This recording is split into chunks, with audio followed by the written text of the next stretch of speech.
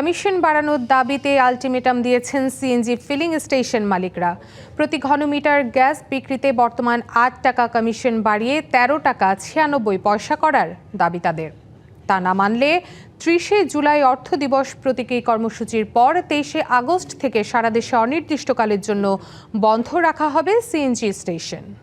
আগত সাংবাদিক ভাই বোনদের সকলকে সরকারের কাছ থেকে ৩৫ টাকায় কিনে সিএনজি পাম্পে খুচরা গ্রাহকের কাছে প্রতি ঘনমিটার গ্যাস ৪৩ টাকায় বিক্রি করেন মালিকরা।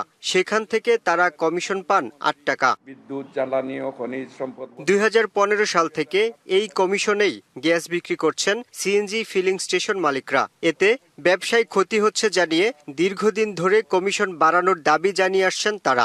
আজ থেকে ১১ বছর পূর্বে ১ সেপ্টেম্বর ২০১৫ সালে নির্ধারিত ৮ টাকা কমিশনের স্থলে ক্রমবর্ধমান মুদ্রাস্ফীতি, সরকারিভাবে ন্যূনতম মজুরি নির্ধারণ, বৈদেশিক মুদ্রার বিনিময় হার বৃদ্ধিজনিত যন্ত্রাংশের অস্বাভাবিক মূল্য বৃদ্ধি এবং সকল পণ্যের অব্যাহত ব্যয় বৃদ্ধির কারণে বর্তমানে আমাদের কমিশন ন্যূনতম ১৩ টাকা ৯৬ পয়সা নির্ধারণের দাবি জানায়।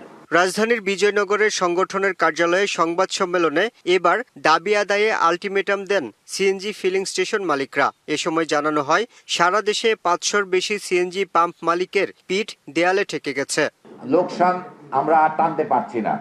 এখন এই লোকসানের বোঝাটা যদি সরকার সমাধানের ব্যবস্থা না করে, সেক্ষেত্রে আগামী ২৩/৮ তারিখ থেকে আমাদের স্টেশনসমূহ, সারা দেশের স্টেশনসমূহ আমরা বন্ধ রাখবো। আমরা সরকারি নির্ধারিত মূল্যে সিএনজি বিক্রি করেই কমিশন নিয়ে অসন্তুষ্ট পাম্প মালিকরা। এখন দেখার বিষয়, নির্ধারিত সময়ের মধ্যে তাদের দাবি নিয়ে কি সিদ্ধান্ত নেয় সরকার।